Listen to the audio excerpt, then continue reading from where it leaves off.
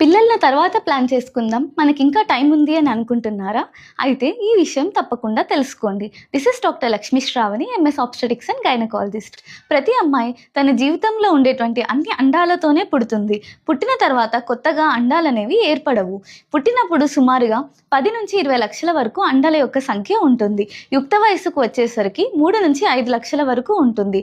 20 నుంచి 30 సంవత్సరాల వయసులో 1 నుంచి 3 లక్షల వరకు ఎగ్స్ యొక్క సంఖ్య ఉంటుందన్నమాట. కాబట్టి 30 సంవత్సరాల లోపు ఒక మహిళ ప్రెగ్నెంట్ అయ్యే అవకాశాలు చాలా ఎక్కువగా ఉంటాయి.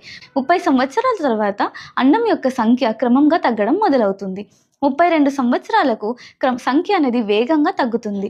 35 సంవత్సరాల నుంచి 40 సంవత్సరాల లోపు ఒక మహిళ న్యాచురల్గా ప్రెగ్నెంట్ అవ్వడం అవకాశాలు అనేవి చాలా తక్కువగా ఉంటాయి. ఎందుకంటే వయసు పెరిగే కొద్దీ మహిళల యొక్క ఫర్టిలిటీ అనేది తగ్గుతూ వస్తుంది.